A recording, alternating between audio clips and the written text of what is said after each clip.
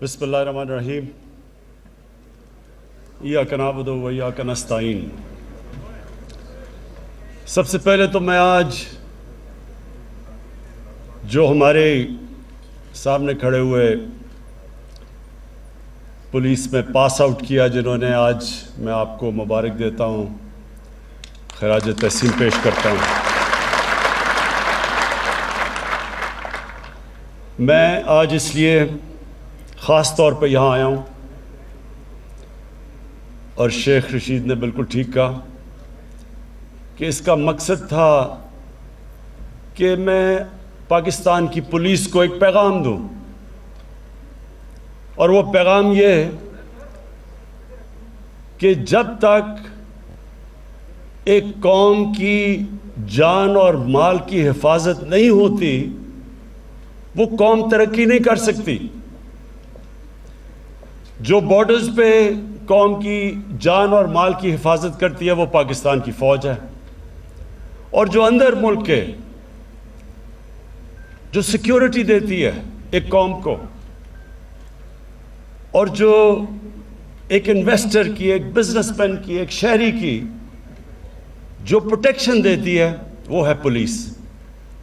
اور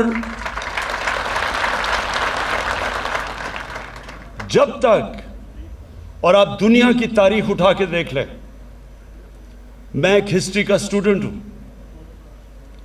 آپ دنیا کی تاریخ اٹھا کے دیکھ لیں کہ کبھی قوم میں خوشحالی نہیں آتی جب تک لا اینڈ آرڈر نہیں ہوتا، جب تک سیکیورٹی نہیں ہوتی لوگوں کے لیے۔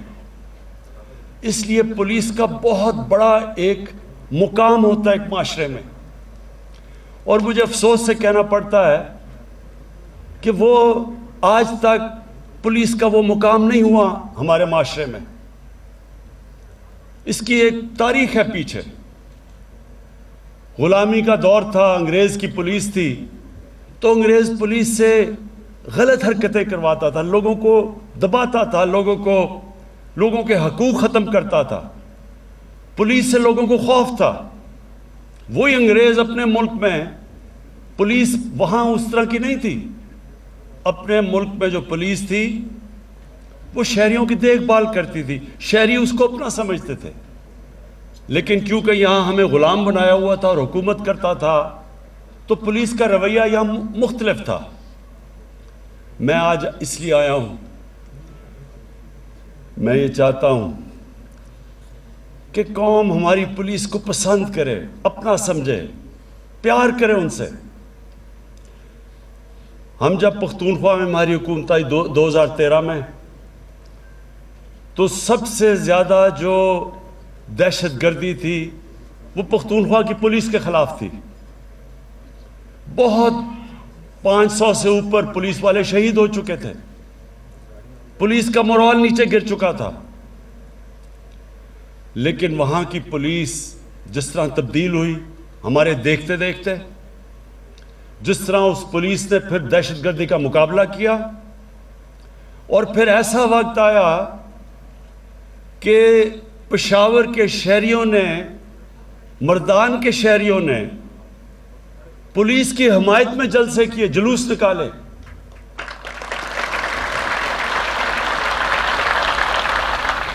اور مجھے بڑا فخر ہوا کہ اپنی آنکھوں کے سامنے میں نے اس پولیس کو بدلتے دیکھا۔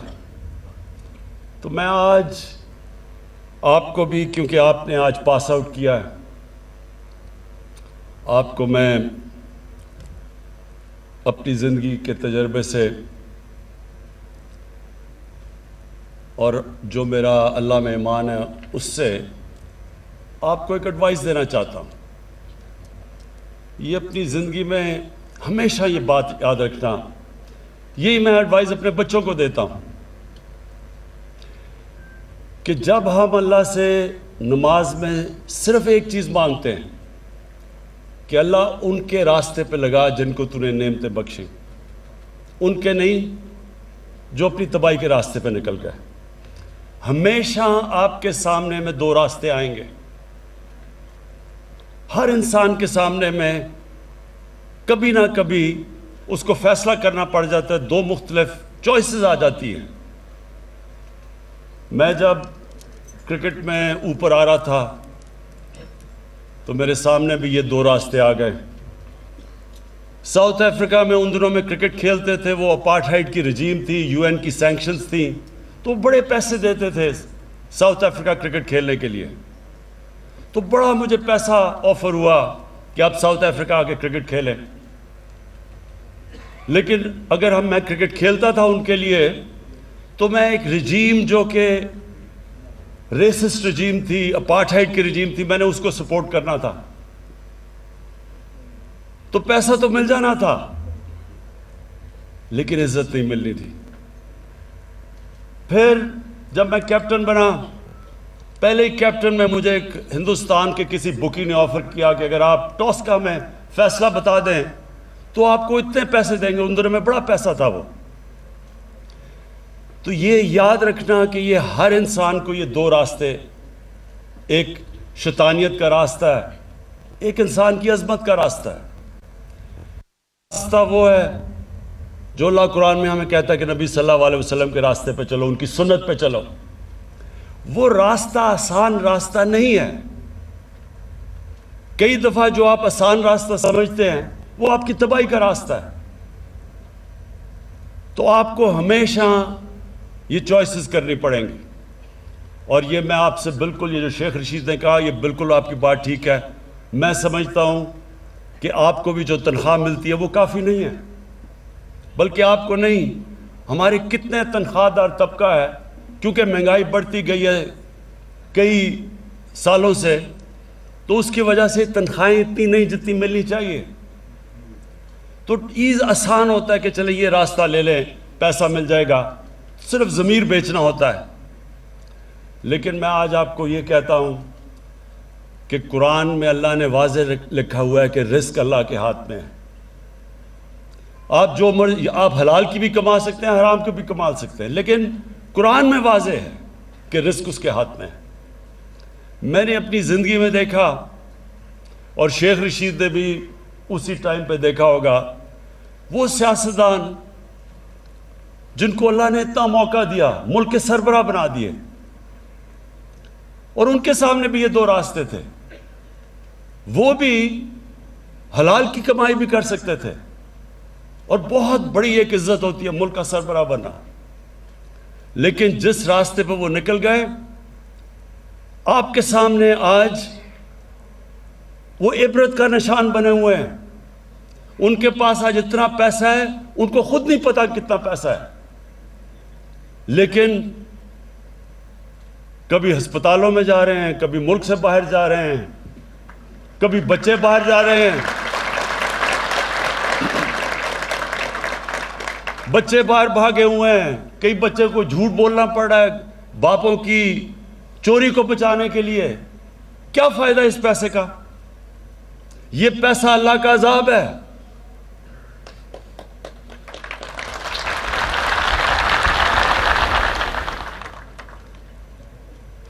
تو میں آج آپ کو پھر یہ ایک چیز بتانا چاہتا ہوں کہ ساری یہ یاد رکھیں, کئی لوگ نماز پڑھتے ہیں ان کو پتہ ہی نہیں وہ کیا مانگ رہے ہیں اللہ سے. 5 وقت میں اللہ کی جب نماز پڑھتے ہیں صرف ایک چیز مانگتے ہیں, اللہ ان کے راستے پہ لگا جن کو تو نے نعمتیں بخشی. یعنی آپ کا خوشی کا راستہ ہے. جو نعمتیں جب اللہ کسی پہ بخشتا ہے وہ سب, اس کو تو اندر سکون مل جاتا ہے. اور جو راستہ ہم سمجھتے ہیں کہ آسان راستہ ہے, ہم دیکھتے ہیں لوگوں کو کہ بڑے بڑے محلوں میں رہ رہے ہیں, اصل میں ان کی اصلیت تو اندر کیا ان کے اوپر گزر رہی ہوتی ہے وہ اللہ جانتا ہے. عذاب ہوتا ہے. تو آپ کے لیے, کیونکہ آپ کا بہت بڑا رول ہے معاشرے میں, پولیس کا بہت بڑا رول ہے. پولیس ایک معاشرے کے اندر جب لوگوں کی حفاظت کرتی ہے اور لوگ پولیس کو اپنا لیتے ہیں, میری بات یاد رکھنا کہ وہ معاشرہ اٹھ جاتا ہے. کیونکہ وہاں سب سے بڑی چیز انویسٹمنٹ آنی شروع ہو جاتی ہے, سرمایہ کاری شروع ہوتی ہے. ہمارے بیرون ملک پاکستانی وہ سب سے بڑا اس ملک کا اثاثہ ہے. میں کیونکہ میرا واسطہ ان سے زیادہ تھا دنیا میں کرکٹ پہ پہلے ٹریول کرتا تھا, پھر اس کے بعد ویسے جب میرا باہر جانا ہوتا ہے تو ان کو سب سے بڑا مسئلہ کیا ہوتا ہے کہ وہ جب اپنا باہر سے پیسہ پاکستان لے کے آتے ہیں، کوئی پلاٹ لیتے ہیں، کوئی گھر لیتے ہیں، یا قبضے ہو جاتے ہیں ان پہ، تو جب وہ گھر اور پلاٹ ہی نہیں لے سکتے، وہ یہاں سرمایہ کاری کیسے کریں گے، فیکٹریاں کیسے لگائیں گے؟ تو وہی ذہن میں ڈال لیں کہ صرف اوورسیز پاکستانی اس ملک کو اٹھا سکتے ہیں. لیکن ان کا مسئلہ کیا ہے؟ ان کو اس وقت اعتماد نہیں ہے کہ ہمارا پیسہ، ہماری انویسٹمنٹ سیکیور رہے گی، سیف رہے گی. اور اس لیے پولیس کا بہت بڑا رول ہے اس پاکستان کو اوپر اٹھانے میں.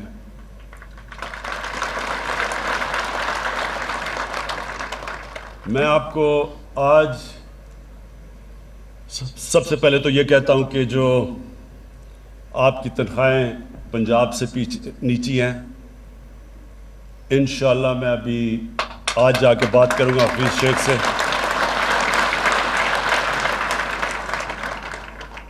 میں آپ کو یہ سب کو بتا دوں کہ یہ ملک، ہم جب پچھلے 2 سال سے جو ہمارے معاشی حالات ہیں، سب سے بڑا مسئلہ کیا ہے؟ ملک کے گھر کی طرح ہوتا ہے، گھر مقروض، سب سے زیادہ قرضے چڑھے ہوئے ہیں. تو جب ایک گھر پہ قرضے چڑھتے ہیں تو کیا کرتا ہے گھر؟ ہر گھر میں کبھی نہ کبھی مشکل وقت گزرتا ہے.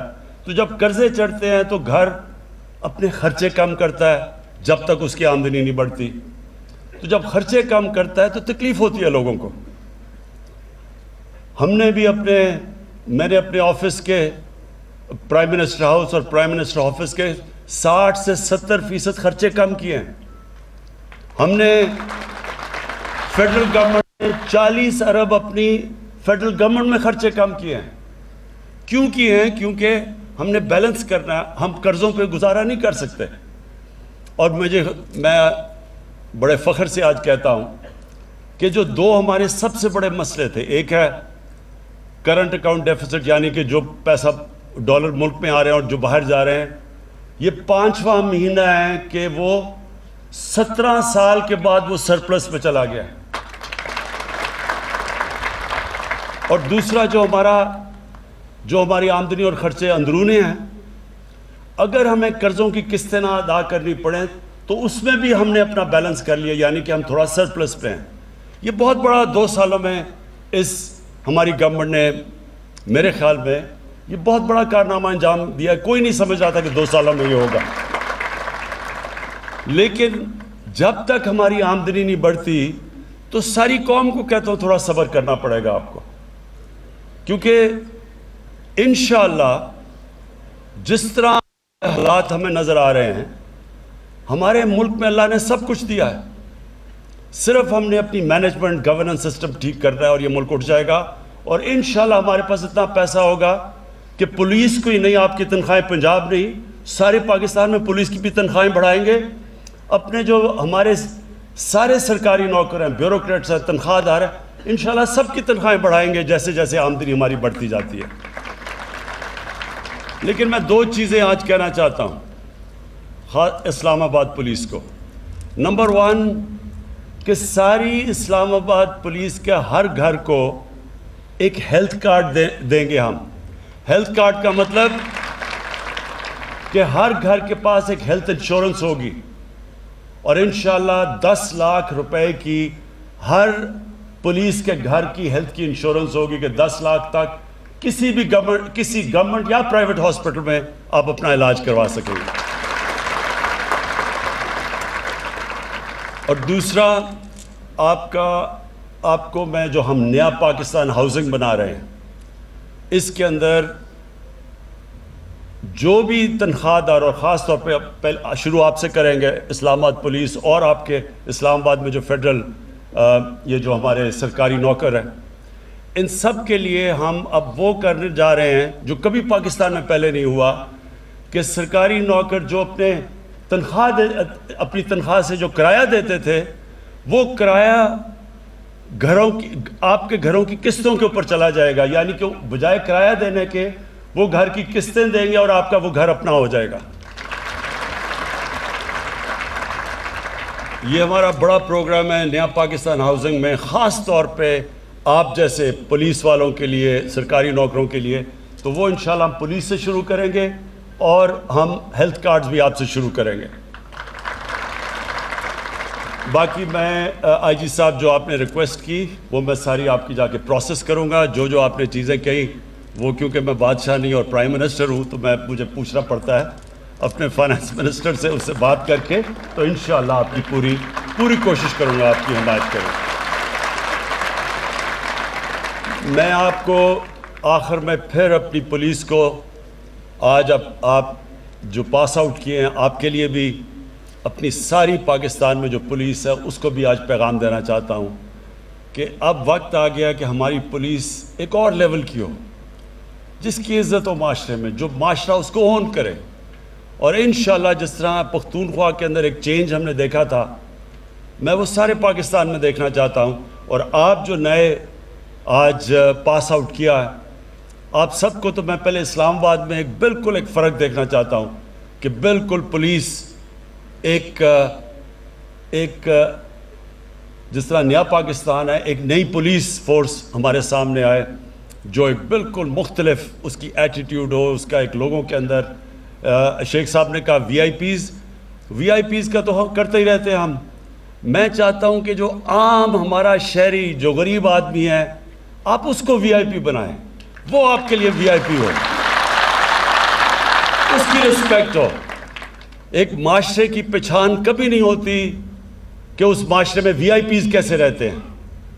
ایک معاشرے کی پہچان وہ ہوتی ہے کہ جو اپنے کمزور طبقے کو وہ معاشرہ کیسے رکھتا ہے.